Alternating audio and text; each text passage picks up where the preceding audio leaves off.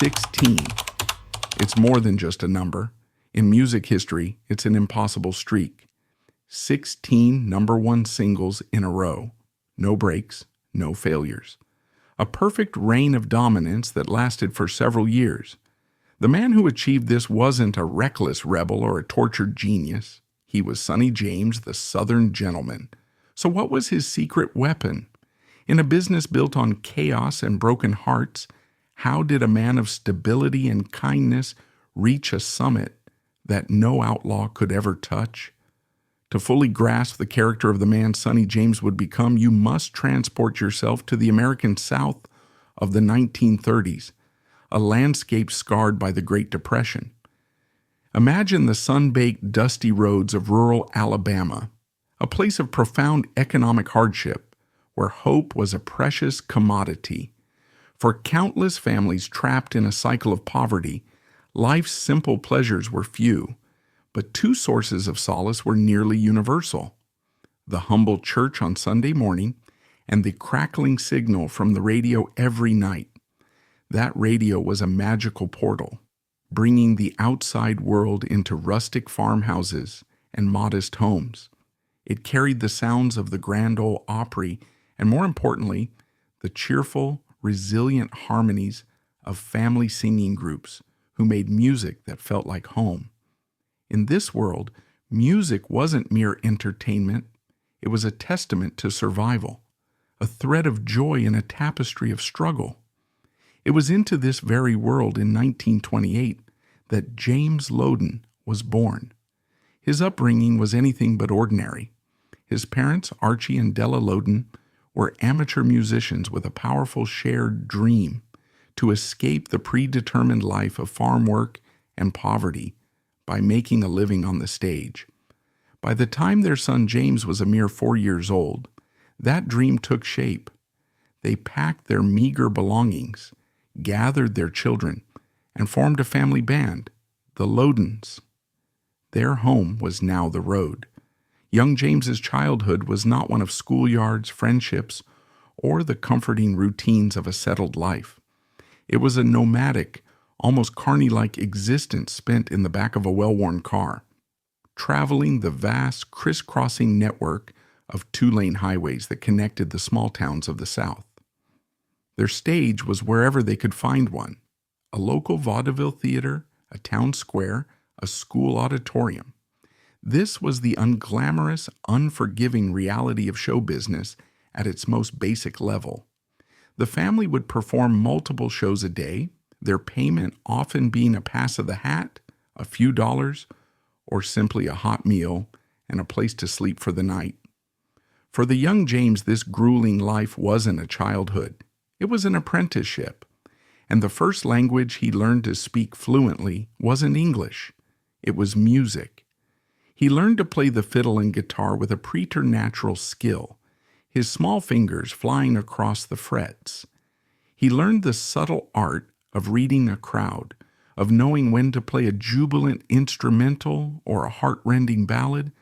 He learned harmony, stage presence, and above all, he absorbed the ironclad discipline of a true working musician.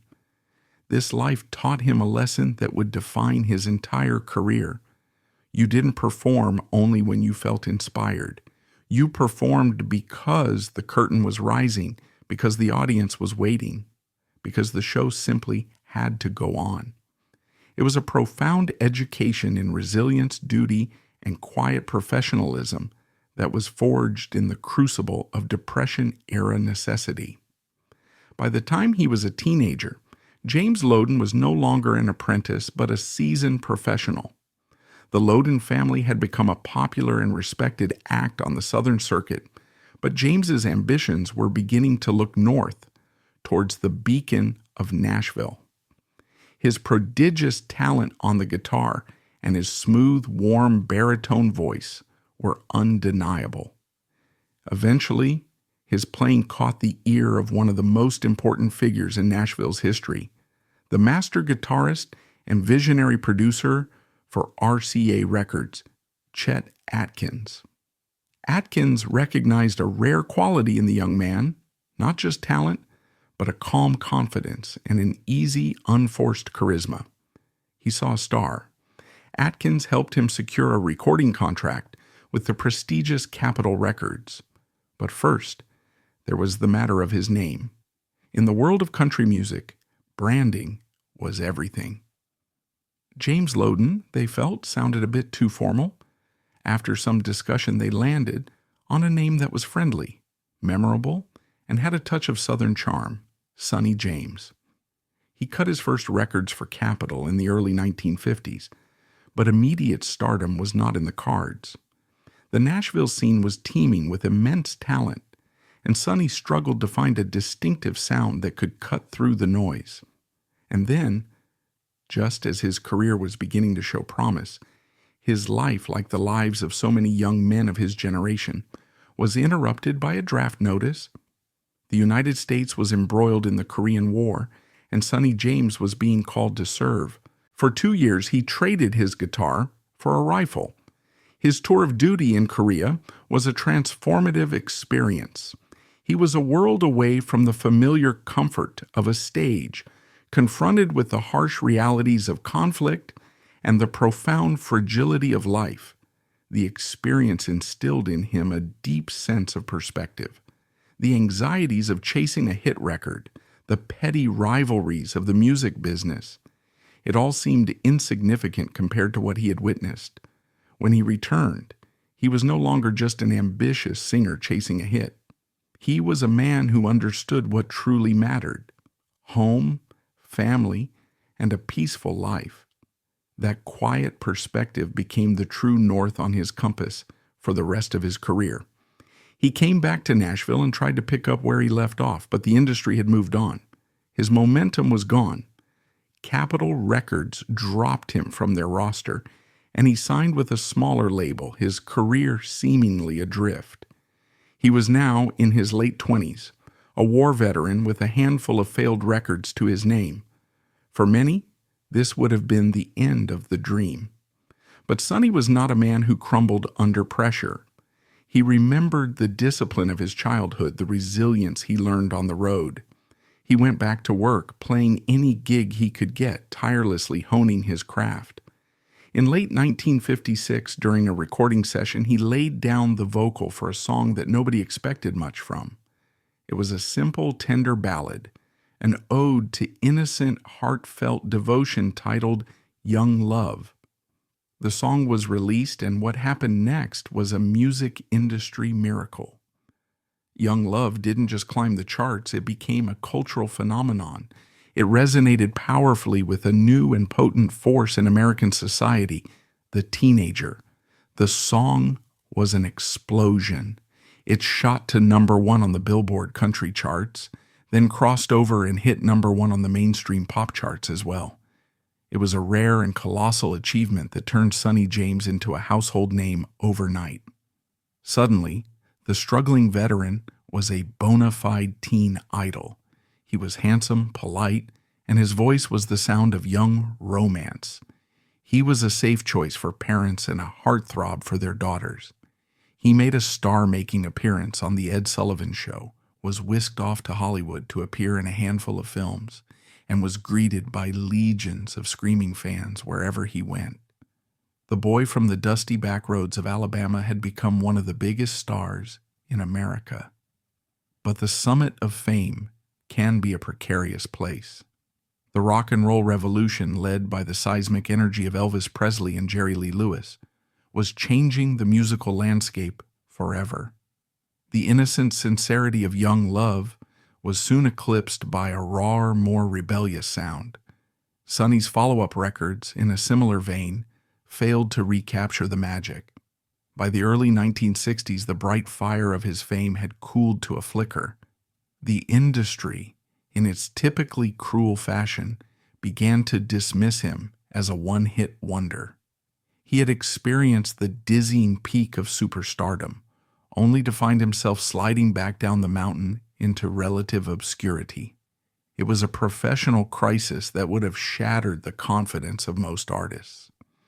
But Sonny James was different. He didn't lash out in bitterness or fall into despair. He simply remembered the lessons of his past and went back to work. He returned to Capitol Records in 1963, a man humbled but resolute, and was paired with a sharp young producer named Kelso Henderson, who would become the sonic architect for the most dominant phase of his career. Together, their new sound was a masterclass in the emerging countrypolitan style. They moved away from the raw fiddles and steel guitars of traditional honky-tonk and instead embraced lush string arrangements, smooth background vocals from groups like the Jordanaires, and a polished production that felt equally at home on pop radio as it did on country stations.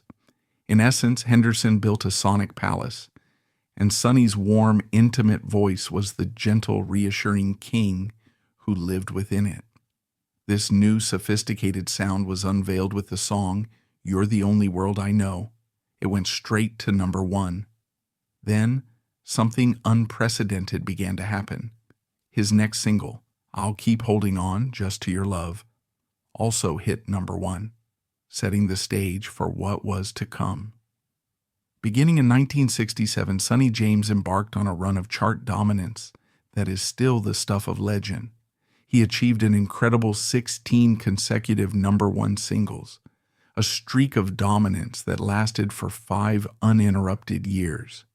This historic run wasn't built on radical innovation, but on profound consistency. Songs like "It's the Little Things" celebrated the quiet joys of domestic life. "A World of Our Own" offered a sanctuary of love against a turbulent outside world, while "Heaven Says Hello" painted a picture of romance with an almost spiritual reverence. Because the themes of fidelity, optimism, and family were a direct reflection of the man himself, he delivered each line with a gentle, unwavering conviction. Each single was a perfectly crafted 3-minute promise of stability and warmth, delivered precisely when America seemed to need it most. It was a record of consistency that remained unbeaten for nearly a decade. The former teen idol was now the most successful, most reliable hitmaker in country music. The Southern Gentleman had staged the greatest and quietest comeback the genre had ever seen. The story of the charts, however remarkable, tells only what Sonny James did, not who he was. To truly understand the man, one must look beyond the gold records and sold-out concerts to the steadfastly principled life he built for himself. A life centered on 2 unshakable pillars, his wife and his faith. The absolute center of his universe was his wife, Doris. He met her in the whirlwind days of his initial success, and their connection was profound and immediate. They married in 1957, right at the peak of his young love fame, and their partnership became the defining relationship of his life. In the often treacherous world of show business, a world littered with broken marriages and fleeting romances, their bond was an island of unwavering stability. Doris was not just his wife. She was his partner in every sense of the word. She was his most trusted advisor, his biggest supporter, and his anchor in the storm of fame. While the lives of many of his contemporaries were unraveling in a haze of temptations on the road, Sonny's compass always pointed home. He and Doris were a team, and their marriage lasted over 50 years, a remarkable testament to their love and mutual respect in an industry that so often tears people apart. His famous moniker, the Southern Gentleman, was not an act he put on for the cameras. It was an identity he earned every single day through countless small acts of kindness and an unshakable sense of professionalism. He was famously courteous and respectful to everyone he encountered, from powerful record executives to the janitors who cleaned the venues where he played. He didn't drink, didn't smoke, and was a man of deep and abiding Christian faith. This faith wasn't something he preached about. It was a quiet, internal guide that informed every decision he made, both personal and professional. One of the most revealing and rarely discussed aspects of his career was his resolute and deliberate choice of song material. At a time when tales of cheating, heartbreak, and drowning sorrows in a bottle were the bread and butter of country radio, Sonny carved out a unique path. He flatly refused to record songs that glorified infidelity, alcohol abuse, or any theme he felt was morally compromising. He felt a profound sense of responsibility to his audience, especially the families and young people who bought his records. He once explained his philosophy in a typically modest and straightforward way. "I've always tried to be a good boy. I love people. I'm not a goody-goody. I'm a Christian, and I'm not ashamed of it. I've never recorded a song that was off-color or that I'd be ashamed for a mother and a child to hear. This wasn't just a personal preference. It was a professional risk. It meant turning down songs that were potential hits. In his own quiet way, he was just as rebellious as the Outlaws. They rebelled against the rules of Nashville. He rebelled against the temptations of the world. The stories from fellow musicians paint a consistent portrait, a discreet loan to a struggling artist, a kind word to a nervous opening act, and an unwavering respect for his band and road crew.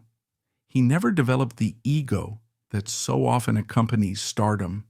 In his heart, he was still James Loden from Alabama, a man who had been blessed with a wonderful gift and who never for a moment forgot the hard road it took to share it with the world. The primary controversy surrounding Sonny James is a fascinating one, as it involves no personal scandal, but rather a profound artistic choice that sparks a rich historical debate. As the 1970s progressed, the cultural and musical landscape began to shift dramatically.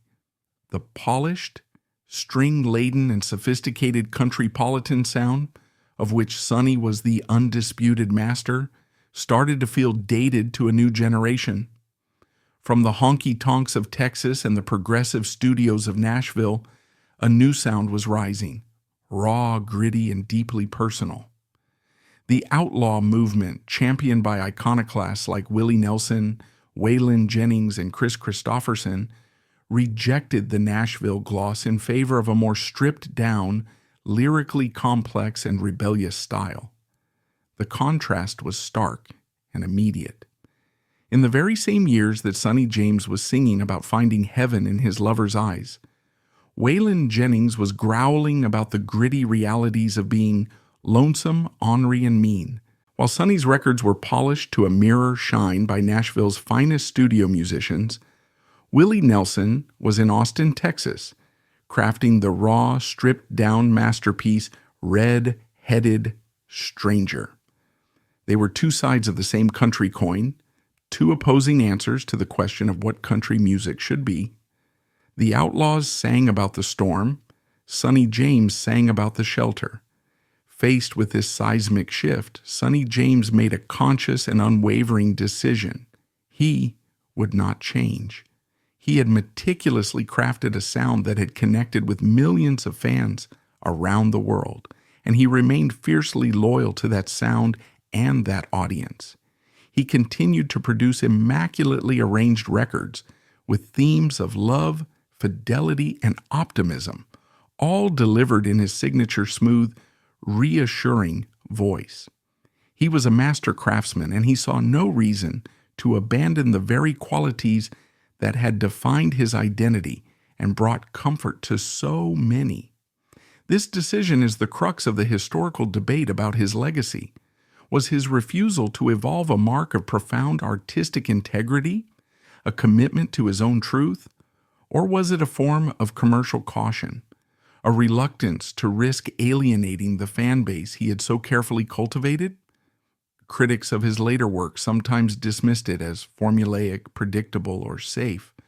They argued that by not engaging with the genre's darker, more complex themes, he missed an opportunity to be perceived as a more serious or important artist by a new generation of listeners and critics.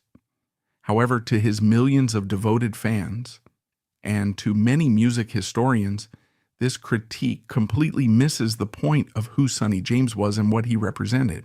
He wasn't trying to be an outlaw. He wasn't interested in being a tortured poet. He was an entertainer in the grandest, most classic sense of the word. He viewed his role as a public trust to provide a source of joy, comfort, and stability. His consistency wasn't a flaw. It was his greatest strength. In a world that was becoming increasingly fractured and cynical, the predictable warmth and sincerity of a Sonny James record was a feature, not a bug. His music was a refuge. This debate highlights a fundamental and timeless question about the purpose of art. Is it meant to challenge and disrupt, or to comfort and uplift? Sonny James staked his entire legendary career on the latter. He was not an outlaw. He was an in-law, a beloved and trusted member of the family, whose voice you could always count on. The true complexity of his character was not displayed in public turmoil, but in the quiet, immense strength it took to remain steadfastly himself in the face of changing fashions and immense critical pressure. The long-term significance of Sonny James in the annals of music history is far greater than his often understated presence in modern discussions might suggest. First and foremost, his commercial accomplishments are, in a word, staggering. His record-breaking streak of 16 consecutive #1 singles is a monumental feat of dominance that set a new benchmark for success in country music. For half a decade, he was a commercial juggernaut, a titan of the industry, whose incredible sales provided a powerful engine for Capitol Records' Nashville division and solidified the city's status as the heart of country music. Beyond the sheer numbers, his role as a crossover pioneer with Young Love was a watershed moment in popular music. Long before the term crossover was common, Sonny James proved that a country artist could not only compete on the pop charts, but could dominate them. He kicked open a door that future generations of artists, from Glenn Campbell and Dolly Parton to Taylor Swift, would walk through to achieve global stardom. He helped to polish and legitimize country music for a national audience, presenting it with a face of class, dignity, and universal appeal. Perhaps his most profound legacy, however, is the one he created not on the stage, but by gracefully walking away from it. By the early 1980s, Sonny had achieved every conceivable goal. He had a legion of hits, a fortune built on hard work and smart decisions, and a happy, stable family life. His financial security wasn't just luck. It was the result of remarkable business acumen that set him apart. Unlike many artists of his era who signed away their rights for a quick payout, Sonny was one of the first country stars to demand and gain co-ownership of his own music publishing company, Marson Music. This brilliant move meant he didn't just earn royalties as a singer. He earned a larger share as a publisher every time his songs were played on the radio or sold in a store. This financial independence was his true secret weapon, giving him the ultimate freedom. The freedom to create the music he believed in without compromise, and later the freedom to walk away from it all completely on his own terms. The relentless grind of touring, the endless highways, the lonely hotel rooms, the pressure to stay on top had lost its allure. And so in 1983, at a time when he was still a beloved and commercially viable star, he did what is nearly unthinkable in the world of entertainment. He retired completely. He performed his final concert, offered his sincere thanks to his fans and his band, and went home to Nashville to live a quiet life with his wife, Doris. He never looked back. There were no comeback tours, no tell-all memoirs, no desperate attempts to recapture the spotlight. He simply closed that chapter of his life with the same quiet dignity and self-possession with which he had lived it. This final act was, in itself, his most powerful statement. It was a lesson that a career is only one part of a life and that true success isn't measured in gold records, but in time spent with loved ones, in peace of mind, and in personal contentment. He took control of his own narrative and wrote its final peaceful chapter himself.